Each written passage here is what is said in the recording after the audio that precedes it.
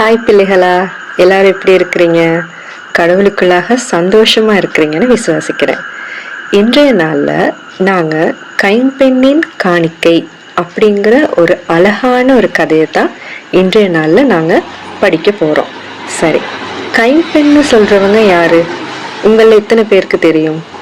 கைம்பெண்ணு சொல்கிறவங்க கணவரை இழந்தவர்களை தான் நாங்கள் கைம்பெண் என்று சொல்கிறோம். ஜூன் மாதம் 23ஆம் திகதி சர்வதேச கைம்பெண்களுக்கான தினமாக அனுசரிக்கப்பட்டு வருகிறது. சரியா? ஓகே.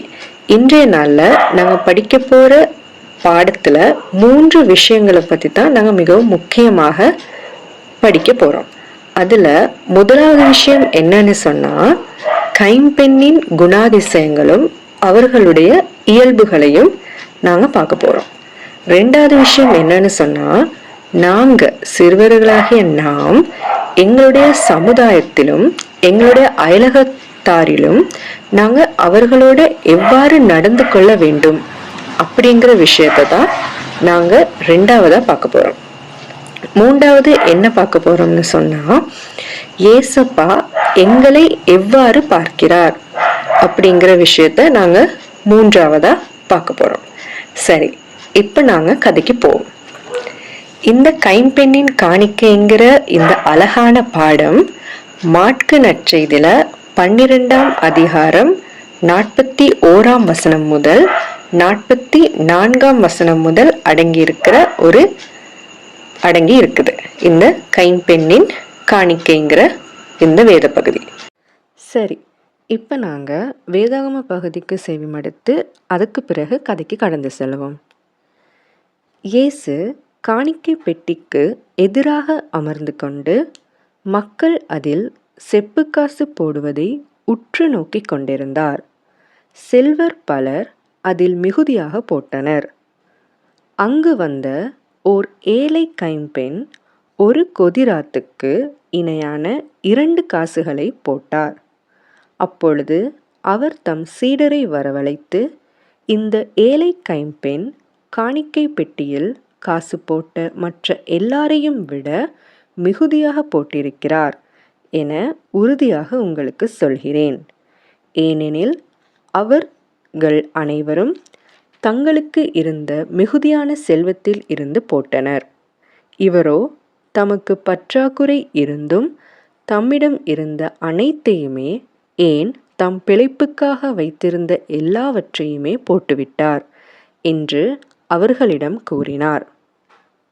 சரி, இப்ப இயேசு தேவாலயத்துல காணிக்கை பெட்டிக்கு எதிராக அமர்ந்து இருக்கிறாரு.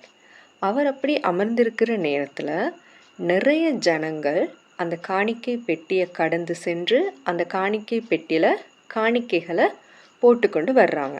இப்போ இந்த மாதிரி நிறைய செல்வந்தர்கள், நிறைய ஐஸ்வர்யவான்கள், நிறைய பேர் நிறைய பணங்களை அந்த காணிக்கை பெட்டியில் போடுறாங்க. இந்த நேரத்தில் ஒரு கைம்பெண், அதாவது கணவரை இழந்த பெண் என்ன செய்கிறாங்கன்னு சொன்னால், 2 நாணயங்களை அந்த காணிக்கை பெட்டியில் போடுறாங்க. அப்படி அவங்க அங்கே ஆலயத்தில் நடக்கிற எல்லா சம்பவங்களையுமே ஏசப்பா பார்த்து கொண்டே இருக்கிறாரு. சரி, அதுக்கு பிறகு அவர் அவருடைய சீடர்களை கூப்பிட்டு அவங்களுக்கு என்ன சொல்கிறாருன்னு சொன்னால், இந்த காணிக்கை பெட்டியில் காணிக்கையிட்ட எல்லாரை பார்க்கிலும் இந்த கைம்பெண்ணிட்ட 2 நாணயங்களே மிகவும் அதிகமாக இருக்கிறது அப்படின்னு ஏசப்பா சொல்கிறாரு. அவர் ஏன் அப்படி சொல்கிறாருன்னு சொன்னால், ஐஸ்வர்யவான்கள், நிறைய பணம் வச்சிருக்கிறவங்க, அவங்க எல்லாருமே என்ன செய்கிறாங்கன்னா, அவங்கக்கிட்ட இருக்கிற நிறைய பணத்தில் சிறிய தொகை, அதாவது கொஞ்சத்தை தான் அவங்க கடவுளுக்கு காணிக்கையாக செலுத்துகிறாங்க. ஆனால் இந்த கைம்பெண் என்ன செய்கிறாங்கன்னு சொன்னால், அவங்கக்கிட்ட இருக்கிற எல்லா பணத்தையுமே அவங்க முழு மனதோட, கடவுள் மேலே முழு நம்பிக்கையோட அவங்கக்கிட்ட இருக்கிற எல்லா பணத்தையுமே கடவுளுக்கு காணிக்கையாக செலுத்துகிறாங்க. அதனால தான் ஏசப்பா அப்படி சொன்னார், எல்லாரை பார்க்கிலும் இந்த கைம்பெண்ணின் காணிக்கை மிகவும் அதிகமாக இருக்கிறது அப்படின்னு சொல்கிறாரு. சரி, இப்போ இந்த கதையில் நாங்கள் முதலாவது விஷயம் என்ன பார்க்க போகிறோம்னு சொன்னால், கைம்பெண்ணின் குண இயல்புகள். சரி, அந்த காலத்தில் கைம்பெண்கள் வருமானம் இல்லாதவர்களாக தான் இருந்திருப்பாங்க. அவங்களுக்கு குடும்பம் இருந்திருக்காது, அவர்களுக்கு பிள்ளைகள் அப்படியெல்லாம் இருந்திருக்க மாட்டாங்கனால அவர்கள் மிகவும் கஷ்டப்பட்ட ஒரு சமுதாயத்தில் தான் அவங்க வாழ்ந்து வந்திருப்பாங்க. ஆனால் இந்த கைம்பெண் என்ன செய்கிறாங்கன்னு சொன்னால், அந்த கஷ்டமான ஒரு சூழ்நிலை, கஷ்டமான ஒரு வாழ்க்கை வாழ்கிற நேரத்துலையும் அவங்கக்கிட்ட இருக்கிற எல்லா பணத்தையுமே கடவுள் மேலே முழு நம்பிக்கை வைத்து அதை காணிக்கையாக செலுத்துகிறாங்க. இப்போ இந்த மாதிரி நாம் சிறிய அளவில் காணிக்கை போட்டாலும் அதுக்கு பின்னால் இருக்கிற முழு மகிழ்ச்சி, முழு மனது, நேர்மை, அந்த மாதிரியான அப்படித்தான் நாங்கள் காணிக்கைகளை செலுத்தணும். இந்த மாதிரியான விஷயங்கள் மிகவும் முக்கியமான விஷயங்களாக இருக்குது. சரி, ரெண்டாவது விஷயம் என்னன்னு சொன்னால், நாங்கள் எவ்வாறு நடந்து கொள்ள வேண்டும் எங்களோட சமுதாயத்தில், எங்களுடைய ஆலயத்தில், அப்புறம் எங்களோட வீட்டை சுற்றி இருக்கிறவர்களோட, அந்த மாதிரியான ஆக்களோட நாங்கள் எவ்வாறு நடந்து கொள்ள வேண்டும், சிறுவர்களாகிய நாங்கள் எவ்வாறு நடந்து கொள்ள வேண்டும் அப்படிங்கிறத தான் அடுத்தது நாங்கள் பார்க்க போகிறோம். சரி, இதில் எங்களை சுற்றி இருக்கிற கைம்பெண்கள் அந்த மாதிரியான ஆட்களுக்காக நாங்கள் கண்டிப்பாக ஜெபம் செய்யணும். அந்த மாதிரியான ஆட்களுக்கு தேவையான உதவிகள், அதாவது காணிக்கை மாத்திரமல்ல, எங்களால் முடிந்ததை நாங்கள் அவர்களுக்கு செய்யணும்.